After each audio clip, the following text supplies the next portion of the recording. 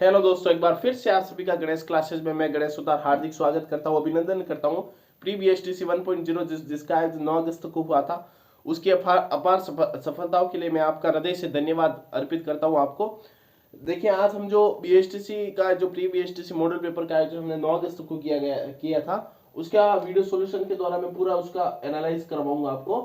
अपने तमाम साथियों को इस क्लास को आप शेयर करिएगा। देखिए, मैं आपको यहाँ से एक एक जो रीजनिंग के क्वेश्चन है उन्हें पढ़ पढ़ के आपको सॉल्यूशन करवाऊंगा, उनका सॉल्यूशन करवाऊंगा बोर्ड पर। अगर आपके पास पेपर है तो आप पेपर खोल के बैठिए, ताकि उसे सही ढंग से आपको उस क्वेश्चन को आप सही ढंग से समझ सकोगे। आप उस क्वेश्चन को निकाल दें। ठीक है ना। अगर आपके पास नहीं है पेपर तो आप नीचे जो डिस्क्रिप्शन में टेलीग्राम का लिंक मिलेगा, उस ग्रुप को आप ज्वाइन करिएगा, वहाँ आपको इस पेपर की पीडीएफ मिलेगी। वहां से आप सारे क्वेश्चंस ना पढ़ सकते हो आराम से। यहाँ से हम देखो क्वेश्चन नंबर 1 से रीजनिंग को सॉल्व करेंगे। ठीक है ना। क्वेश्चन नंबर 1 है, सभी कागज पुस्तकें व सभी पुस्तकें दवात है तो कौन सा निष्कर्ष इसमें से तर्कतः निकलता है। देखिए, सभी कागज पुस्तकें हैं तो आपका इसमें डायग्राम सही बनना चाहिए। सभी कागज क्या है, ये सभी क्या है, कागज है। ये सभी कागज क्या है, पुस्तकें हैं। क्या है, पुस्तकें। ये सभी कागज पुस्तकें हैं तथा सभी पुस्तकें दवात है। सभी पुस्तकें क्या है, दवात है। इस तरह से आप इसमें डायग्राम बना सकते हो। तो अब देखिए, इससे निष्कर्ष जो देखिए, सभी कागज दवात है। ये सभी कागज क्या है, दवात है। सभी में आप बाहर की तरफ जा सकते हो। तो एक तो जो पहला निष्कर्ष है वो सही दे रखा है। कुछ दवात कागज है, कुछ दवात कागज नहीं है, कुछ कागज दवात है, ये भी गलत हो जाएगा। सभी दवात कागज है, सभी दवात कागज नहीं हो सकती, क्योंकि आप बाहर से अंदर सभी की स्थिति में नहीं आ सकते हो। तो आपका इसके अंदर पहला ही जो ए वाला दे रखा ना, ए वाला आंसर होगा। ए पे क्लिक कर दीजिए, सभी कागज दवात है। क्वेश्चन नंबर 1 का आंसर है सभी कागज दवात है। ठीक है, इसे आप देख लीजिए। अब हम क्वेश्चन नंबर 2 की बात करते हैं। देखिए, जो इस पेपर के आयोजन पैटर्न को लेकर अगर मैं आपको बताऊं तो इसमें हमने हिंदी, जो हिंदी है पूरी नई वाली ऐड की थी। हमने जीके भी पूरा नया ऐड किया था। एक या दो क्वेश्चंस करंट के भी बनाए थे। इसके अलावा हमने जो रीजनिंग ऐड की थी वो एक पुराने पेपर, बीएसटीसी के जो पुराने पेपर उन पे आधारित थी। इसको बनाने का यही उद्देश्य था कि हम आपको ऐसे कोई लेंथी क्वेश्चंस ना दे जिससे आप दिक्कत में आ जाओ। क्योंकि बीएसटीसी देखिए, रीजनिंग कभी बदल नहीं सकती है ना। अगर आज से माना कि 2012 का कोई रीजनिंग का पेपर आया, ठीक है ना, उसमें अगर कोई जैसे कथन निष्कर्ष से क्वेश्चन आया तो उसका लेवल और 2023 में 22 में होने वाले पेपर का लेवल भी सेम ही रहेगा 2023 में। क्योंकि रीजनिंग में लेवल कैसे बदलेगा, बदल नहीं सकता है। कैलेंडर से जो क्वेश्चन आता है वो आता है, उतना डीप डीप कभी नहीं पूछता है। तो हमने यहाँ अधिकतर जो रीजनिंग के प्रीवियस ईयर के क्वेश्चंस हमने दिए आपको दिए थे इस मॉडल पेपर में, ताकि आपके में कोई कंफ्यूजन ना हो और ऐसे कोई लेंथी क्वेश्चन आपको नहीं मिले जिससे आपको लगे अपनी तैयारी पर शंका होने लग जाए। देखो, होता क्या है, बहुत सारे कोचिंग वाले अपनी अपनी मतलब जो कंटेंट को जानने के चक्कर में ऐसे ऐसे पेपर बनाते हैं जिसकी वजह से बच्चों में एक नेगेटिविटी आ जाती है, कम नंबर की वजह से, है ना, नेगेटिविटी आ जाती है, जिससे उनको एक मेंस पेपर में बहुत उनका नुकसान होता है। क्योंकि वहां उनकी जो उस समय जो नेगेटिविटी क्रिएट हुई थी मॉडल पेपर में, वो वहां हावी हो जाती है कि मेरा तो वहां भी इतने ही नंबर आए थे, यहाँ कैसे आएंगे। तो ऐसी चीजों से हमने हमेशा ही बचने का प्रयत्न किया कि बच्चे विद्यार्थियों को हम ऐसा पेपर नहीं दे जो बहुत ही लेंथी हो। तो रीजनिंग एक जो स्तर है बीएसटीसी का, वही स्तर है इसमें, है ना, क्वेश्चन पूछने का। सेकंड क्वेश्चन था, निम्नलिखित में से कौन सा चित्र जिला, ब्लॉक व गांव के संबंध को सही प्रदर्शित करता है। ये भी चित्र वाला था। तो देखो, जिला सबसे बड़ा होता है, जिला, जिले के अंदर होता है ब्लॉक और ब्लॉक के अंदर होता है गांव। तो ऐसा चित्र कहां मिलेगा, ऐसा चित्र आपको बी ऑप्शन में मिलेगा। तो इसका आंसर क्या होगा, क्वेश्चन नंबर 2 का आंसर भी बी होगा। क्या होगा, क्वेश्चन नंबर 2 का आंसर भी बी होगा। ठीक है, इसे आप क्लिक कर ले, क्वेश्चन नंबर 2 का आंसर भी बी होगा। फिर क्वेश्चन नंबर आता है 3rd। कौन सा, question number 3rd। Question number 3rd, निम्नलिखित में से कौन सा चित्र सजीवों, पक्षियों व निर्जीवों के मध्य संबंध का सही दर्शाता है। देखो, सजीव, देखो पक्षी, सजीव, देखो ये 3 चीजें दे रखी है, एक तो सजीव, पक्षी और निर्जीव। देखो, सारे पक्षी क्या होंगे, सारे पक्षी क्या होंगे, सारे पक्षी सजीव होंगे। लेकिन सजीव निर्जीव में कोई संबंध ही नहीं है, तो निर्जीव आप इस साइड बनाओगे। ठीक है ना। अगर इनमें संबंध होता तब आप इनको अटैच करके बना सकते थे। तो ये वाला डायग्राम जो ऑप्शन नंबर सी वाला है वो बिल्कुल सही बनेगा। क्वेश्चन नंबर 3 का ऑप्शन सी आप क्लिक कर लीजिए। आपने कर लिया होगा, पूरी उम्मीद है। क्वेश्चन नंबर 3 फिर आता है क्वेश्चन नंबर, देखिए 4 से डायग्राम वाला है, ऐसा बना रखा है, तो इसे हम फिर बाद में कराएंगे। ठीक है ना। आप क्वेश्चन नंबर आ जाइए भी 9 पर, ठीक है ना, क्योंकि उन्हें हम डायग्राम बनाना पड़ेगा, फिर बना के मैं उसे अलग से सॉल्व करवा दूंगा। वो इंपोर्टेंट क्वेश्चंस भी है, ऐसे क्वेश्चन देखो इस मॉडल पेपर में को अगर आप जैसे हमने नंबर 1 पे डाला ये वाला क्वेश्चन सभी पुस्तकें दबा दे, तो ऐसे के ऐसे क्वेश्चन 100% रूप से 2023 में भी पूछे जाएंगे। हमने अपना कोई ज्ञान जानने की कोशिश नहीं की, जो लेवल था उसी के हिसाब से पेपर बनाया था। क्वेश्चन नंबर 4 से 8 तक एक बार मैं स्किप कर रहा हूं, मैं अलग से आप इन्हें अलग से बनाऊंगा क्योंकि उसके लिए डायग्राम बनाना पड़ेगा और उसमें टाइम लगेगा। क्वेश्चन नंबर 9 पे आ रहा हूं। कौन सा क्वेश्चन नंबर 9 पर देखिए, समझिएगा क्वेश्चन नंबर 9। क्वेश्चन नंबर 9 कहता है, देखो 9 से 13 तक एक कथन दिया गया, उसके पश्चात 2 निर्देश दिए गए, 1 और 2, उनके आधार पर सही निष्कर्ष को, मतलब कथन देकर निष्कर्ष दिए गए, सही निष्कर्ष को हमें चुनना है। कथन क्वेश्चन नंबर 9 में कथन दे रखा है कि शहरों की बजाय गांवों का विकास अधिक आवश्यक है, कि शहरों की बजाय गांवों का विकास अधिक आवश्यक है। निष्कर्ष दे रखा है कि शहरों का विकास आवश्यक नहीं है, ठीक है। निष्कर्ष 1 दे रखा है। निष्कर्ष 2 दे रखा है कि गांवों का विकास होने से देश का विकास होगा। देखिए निष्कर्ष 1 शहरों का कथन क्या दे रखा था कि शहरों की बजाय गांवों का विकास अधिक आवश्यक है, ठीक है ना। गांवों में आज भी बहुत सारी पॉपुलेशन रहती है, लेकिन इसमें यह कतई नहीं कहा गया है कि शहरों का विकास आवश्यक ही नहीं है, ठीक है ना। शहरों का विकास भी आवश्यक है, लेकिन शहरों की बजाय गांवों का विकास अधिक आवश्यक है। तो पहला तो देखो पॉजिटिव बात की है कथन में, तो नेगेटिव वाला जो निष्कर्ष होगा वो तो अपने आप हो जाएगा। तो 90 का जो पहला है निष्कर्ष है शहरों का विकास आवश्यक नहीं है, तो इसमें आप रॉन्ग लगा दे, ये तो हो ही नहीं सकता। निष्कर्ष 2 दे रखा है कि गांवों का विकास होने से देश का विकास होगा, क्योंकि अधिक से अधिक पॉपुलेशन आज भी गांव में, ठीक है ना। तो ये बिल्कुल तर्क संगत बैठता है, तो इसका आंसर होगा 9 का डी, निष्कर्ष 2 है ना, सही है। कौन सा सही है? निष्कर्ष 2। तो क्वेश्चन नंबर 9 का आंसर क्या होगा? डी। अब क्वेश्चन नंबर 9 के बाद देखिए 10, कथन दे रखा है कि शिक्षा के निजीकरण से लाभ व हानियां दोनों, कि जो शिक्षा का जो निजीकरण होता है उससे लाभ भी है और हानियां भी है। अब निष्कर्ष 1 दे रखा है, शिक्षा का निजीकरण हानिकारक ही होगा। नहीं भाई, क्या देखो नेगेटिव बातें तो हमें करनी ही नहीं है।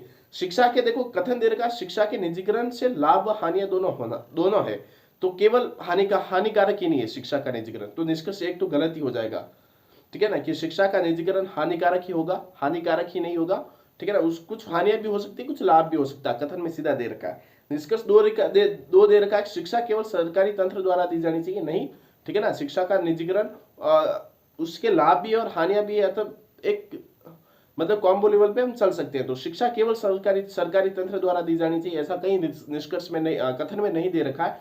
तो निष्कर्ष 1 और 2 दोनों ही है ना अतर्क है, ठीक है ना, दोनों ही गलत है। तो क्वेश्चन नंबर 10 का आंसर हो जाएगा सी। क्वेश्चन नंबर 10 का आंसर क्या हो जाएगा? सी पे आप क्लिक कर सकते हो। फिर क्वेश्चन नंबर 11 आता है कि जल जीवन का आधार है, इसलिए हमें इसे बचाना चाहिए। कि जल क्या है, कथन को आप सही ढंग से पढ़िएगा। क्वेश्चन नंबर 11 कि जल जीवन का आधार है। क्या है? जल जीवन का आधार है। निष्कर्ष दे रखा है, कुछ लोग जल को बर्बाद करते हैं। सही है कि जल जीवन का आधार है, इसीलिए हमें इसे बचाना चाहिए। बचाना क्यों चाहिए? क्योंकि लोग इसे वेस्ट कर रहे हैं। तो निष्कर्ष 1 तो सही है, जब वेस्ट नहीं करेंगे तो किसे बचाओगे? तो निष्कर्ष 1 तो बिल्कुल सही, कुछ लोग जल को बर्बाद करते हैं। निष्कर्ष 2 देखिए, भविष्य सुरक्षित रखने के लिए जल को महत्व को समझना होगा। इसमें दे रखा है ना, जल जीवन का आधार है इसलिए बचाना चाहिए। तो दोनों ही निष्कर्ष बिल्कुल करेक्ट है। तो इसका आंसर भी क्या होगा? 11 का सी होगा। क्या होगा? सी होगा। सी पर आप क्लिक करिए, ठीक है। सी के बाद 11 के बाद आता है क्वेश्चन नंबर 12, ठीक है ना। 12 कहता है, कथन कहता है, कठिन परिस्थितियां मनुष्य को मजबूत बनाती है। जो कठिन परिस्थितियां होती है वो मनुष्य को मजबूत बनाती है। निष्कर्ष 1 कहता है, मनुष्य अपने कई कड़वे अनुभवों से सीखता है। कठिन परिस्थितियां, ठीक है ना, कई बार हमारे जीवन में भी एक जैसे जो बेरोजगारी का दौर होता है वो बहुत ही कठिन होता है, लेकिन जब आप सरकारी सेवा में आ जाते हो, ठीक है ना, यहाँ आपको रोजगार मिल जाता है, तब आपको इस बात का पता चलता है कि वो दिन भी एक ऐसे दिन थे जो भविष्य में कभी नहीं आ सकते, और उस समय हमने जो सीखा वो हमारा जीवन पर काम देगा। तो कठिन परिस्थितियां देखो, कथन दे रखा, कठिन परिस्थितियां मनुष्य को मजबूत बनाती है। निष्कर्ष, मनुष्य अपने कड़वे अनुभवों से सीखता है। कठिन परिस्थितियों में जो समस्या उसके सामने आती है, जो समस्याओं को फेस करता है ना, उन समस्याओं का सामना करना, इससे मनुष्य बहुत कुछ भविष्य में भी सीखता है। तो मनुष्य अपने कड़वे अनुभव से सीखता है, बिल्कुल सही बात है।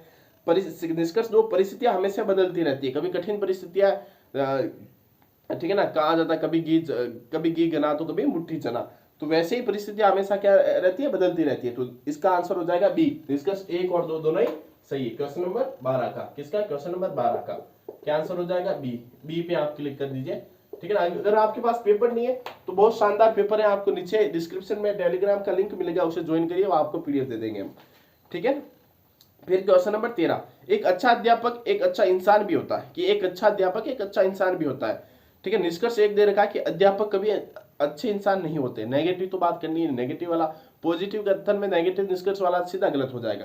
क्या दिया कथन, एक अच्छा अध्यापक एक अच्छा इंसान भी होता है, कि एक अच्छा कोई अध्यापक है तो अध्यापक होने के साथ एक अच्छा इंसान भी होता है। निष्कर्ष दे रखा अध्यापक कभी अच्छे इंसान नहीं होते, तो निष्कर्ष एक गलत। निष्कर्ष 2, अध्यापक समाज का ध्यान रखते हैं। ठीक है ना, एक अच्छा अध्यापक एक अच्छा इंसान भी होता है, तो निष्कर्ष 2 बिल्कुल तर्कत है कि एक अध्यापक समाज का ध्यान रखता है। क्योंकि क्वेश्चन नंबर 13 में आंसर क्या हो जाएगा, क्वेश्चन नंबर 13 में भी आंसर हो जाएगा बी। क्या हो जाएगा, बी।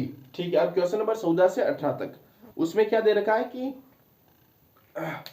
जो क्वेश्चन नंबर 14 से 18 तक नीचे दिए गए प्रश्नों में बाई तरफ के शब्दों में एक प्रकार का संबंध है। दाहिने तरफ लिखे शब्द के लिए उचित विकल्प चुनिए जो बाई तरफ लिखे शब्दों के बीच में संबंध है। मतलब 3 शब्द ऐसे दे रखेगा, वो दे रखा है, इन दोनों में संबंध जो है वो इन दोनों में संबंध है, उस संबंध को आप बताएं। ऑप्शन दे रखा है, जैसे पहला दे रखा है क्वेश्चन नंबर 14 में कि जैसे पेंटिंग, ठीक है ना, पेंटिंग में ब्रश का यूज होता है, ठीक है ना, वैसे स्केच बनाने स्केच है ना, इन दोनों में जो संबंध है वही आपको यहाँ ऐसा संबंध बताना है जो इन दोनों से रिलेटेड हो जाए। तो पेंटिंग के लिए ब्रश का यूज करते हो, वैसे स्केच बनाने के लिए किसका यूज करते हो, पेंसिल का। किसका यूज करते हो, पेंसिल का। किसका यूज करते हो, पेंसिल का। तो क्वेश्चन नंबर 14 में आप बी क्लिक करें ना, पेंसिल को। क्वेश्चन नंबर 14 में आप बी क्लिक करें। फिर आता है क्वेश्चन नंबर 15, विद्यालय छात्र ना, वैसे वन किससे संबंधित है। क्वेश्चन नंबर 15 देखिए, बहुत शानदार क्वेश्चन है ना, आप तमाम साथियों को शेयर करिएगा। क्वेश्चन नंबर 15, विद्यालय में कौन पढ़ते हैं, छात्र पढ़ते हैं। कौन पढ़ते हैं, छात्र। ठीक है, छात्र और वन किससे रिलेटेड है ये पूछा कि जैसे विद्यालय में छात्र होते हैं वैसे वन में कौन होते हैं, वन में पेड़ होते हैं, वृक्ष होते हैं। क्या होते हैं, वृक्ष होते हैं। तो वृक्ष वाला आंसर कौन सा, देखो जैसे विद्यालय उसमें विद्यार्थी होते हैं ना, वैसे वन में क्या होते हैं, वन में वृक्ष होते हैं। तो वृक्ष वाला कौन सा है, ए। 15 का ए आंसर हो जाएगा। क्या हो जाएगा, 15 का ए हो जाएगा, 15 का ए। फिर क्वेश्चन नंबर 16, कौन सा, question number 16, question number 16। Question number 16 है कि चिकित्सक औषधि अध्यापक, चिकित्सक हमें औषधि देता है, वैसे अध्यापक हमें क्या देता है, ज्ञान। तो क्वेश्चन नंबर 16 का आंसर हो जाएगा सी। सी पे आप क्लिक करिए। क्वेश्चन नंबर 17, जैसे राज्य का राज्यपाल होता है वैसे देश का क्या होता है, जैसे एक मतलब नाम मात्र तौर पर राज्य का सबसे प्रमुख जो होता है राज्यपाल होता है ना, वैसे देश का जो प्रमुख होता है वो होता है राष्ट्रपति। यानी क्वेश्चन नंबर 17 का क्या हो जाएगा आंसर, सी। क्वेश्चन नंबर 17 का हो जाएगा राष्ट्रपति आंसर। क्वेश्चन नंबर 18, पशु, ठीक है ना, पशु, गधा और सरीसृप। सरीसृप का बताना है तो इसका आंसर होगा सांप। ठीक है ना, पशु, ठीक है ना, पशु इसमें से कौन सा है, पशु गधा है, तो वैसे सरीसृप कौन है, तो सांप है। क्वेश्चन नंबर 18 का डी, क्वेश्चन नंबर 18 का डी होगा। क्या होगा, डी होगा। फिर क्वेश्चन नंबर 19 से 23 तक निर्देश दिए गए हैं, निम्नलिखित जानकारी को पढ़े था दिए गए प्रश्नों के उत्तर दे। देखो ऐसे क्वेश्चन 19 से 23 तक एक ही डायग्राम से सारे बन जाएंगे। ऐसे क्वेश्चन आपके नंबरिंग वाले होते हैं, इनकी आप ज्यादा से ज्यादा प्रैक्टिस करें। या अगर आप डायग्राम भी गलत बना दोगे तो सारे कुछ मिस्टेक हो जाएगी और बहुत आप पीछे पड़ जाओगे। बहुत ध्यान से आप बनाए। क्वेश्चन नंबर 19 से 23 तक है ना, एक ही डायग्राम से बनेंगे। ठीक है ना, पॉइंट 1 दे रखा, जैसे जैसे बोलता है वैसे कर लो। 6 मित्र राम, रहीम, जॉर्ज, श्याम, यश व विक्रम एक वृत्ताकार घेरे में एक दूसरे की ओर मुंह करके बैठे। ये वृत्ताकार घेरा है, इन सबका मुंह इस सेंटर की तरफ होगा ना, एक दूसरे की तरफ, इस तरफ करके बैठे। इस चीज को आप ध्यान दें। ठीक है ना, 2 दे रखा पॉइंट। विक्रम राम तथा श्याम के बीच में बैठा है। विक्रम मैंने यहां बैठा दिया, विक्रम बैठा है किसके, राम, थोड़ा दूर दूर बना दूंगा ना, राम थोड़ा दूर दूर ही बनाना आपको भी, तभी सही होगा। श्याम के बीच बैठा है। पॉइंट नंबर 3, रहीम जॉर्ज के तुरंत बाएं बैठा है। जो रहीम है ना, वो जॉर्ज के तुरंत बाएं बैठा है। एक बार इस पे देखो, रहीम को छोड़ दीजिए, रहीम ऐसे यहीं मैं बना दूं तो रहीम है ना, वो जॉर्ज के तुरंत बाएं बैठा है। रहीम जॉर्ज के तुरंत बाएं बैठा है, रहीम इधर आएगा जॉर्ज के, ठीक है ना। जॉर्ज रहीम तथा यश के बीच में बैठा है। जॉर्ज है ना, रहीम तथा यश के बीच में बैठा है।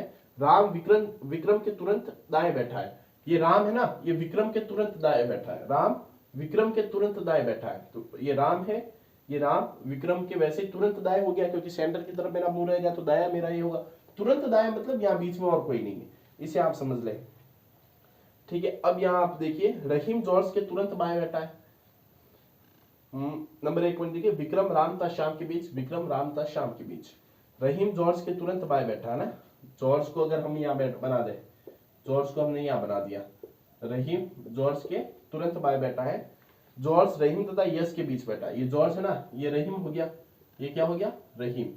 ये जॉर्ज रहीम और यस के बीच में बैठा, यानी कि यस यहाँ होगा, तभी यस और जॉर्ज रहीम के बीच क्या आ गया, जॉर्ज आ गया। 1 2 3 4 5 6, 6 के जो थे इसमें शख्स, उन सबका नाम आ गया। अब क्वेश्चन नंबर 19 देखिए, 19 से 23 इसी डायग्राम से हम सॉल्व करेंगे। डायग्राम बस सही बनना चाहिए, एक बार और आप इसे चेक कर ले। जॉर्ज के दाहिने तरफ कौन बैठा है, ये दिख रहा है जॉर्ज दाहिने तरफ, मतलब इस गोले की तरफ यहाँ मुंह करके बैठे तो मेरा दाहिना ये होगा। जॉर्ज के दाहिने तरफ कौन बैठा, यस बैठा है, ये जॉर्ज। जॉर्ज के दाहिने तरफ कौन बैठा, यस। यस इसमें ऑप्शन दे रखा है सी, तो क्वेश्चन नंबर 19 का आंसर हो जाएगा सी।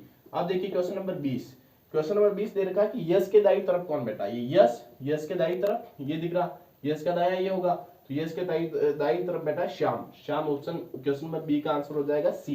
क्वेश्चन नंबर 21, विक्रम और रहीम के बीच में कौन बैठा है, विक्रम और रहीम के बीच में बैठा है राम, ठीक है ना, क्या बैठा, कौन बैठा है, राम। तो 21 का आंसर हो जाएगा ए, क्वेश्चन नंबर 21 का आंसर हो जाएगा ए। फिर क्वेश्चन नंबर 22 आता है, फिर क्वेश्चन नंबर आता है 23, श्याम और जॉर्ज के बीच में कौन बैठा है। क्वेश्चन नंबर 22 कहता है कि श्याम और जॉर्ज के बीच में, श्याम और जॉर्ज, श्याम ये दिख रहा है, जॉर्ज ये दिख रहा है, इनके बीच में कौन बैठा है, यस बैठा है, कौन बैठा है, यस। क्वेश्चन नंबर 22 का भी डी। क्वेश्चन नंबर 23, रहीम के तुरंत बाएं कौन बैठा है, ये रहीम, इसका देखो दाया ये होगा, बाया ये होगा, तो इसके तुरंत बाएं बैठा है राम, ठीक है ना। तो क्वेश्चन नंबर 23 का आंसर हो जाएगा, 23 का आंसर हो जाएगा बी, है ना, बी मतलब, ठीक है ना, राम, बी मतलब रहीम के तुरंत बाएं बैठा है राम, ठीक है। ये हो गया क्वेश्चन नंबर 19 से 23। ये डायग्राम हमारा सही बन गया, मतलब इसे आप आसानी से कर सकते हो, बस दाएं और बाएं का ध्यान हमें रखना है। अब हम आते हैं क्वेश्चन नंबर 25 पर, क्वेश्चन नंबर 25 से, ठीक है ना, मैं बोल के आपको सुना देता हूँ, आप पेपर की पीडीएफ देख लें, क्योंकि 25 वाला भी वैसे ही है। 25 में देखो 4 दे रखे हैं, 3 मतलब एक दूसरे से रिलेटेड समानता रखते हैं किसी न किसी बात में, चौथा भिन्न है। जैसे 24 में ए दे रखा है 13 ताली, बी दे रखा है गरबा, सी दे रखा है कत्थक और डी दे रखा है घूमर। तो इसमें से बी है ना गरबा, ये इसका आंसर हो जाएगा, ये इसमें बाकी तीनों समानता है, ये असमान है ना, ठीक है ना। क्वेश्चन नंबर 25 है, ए दे रखा है कि आकाश पाताल, देखो आकाश का विपरीत होगा पाताल।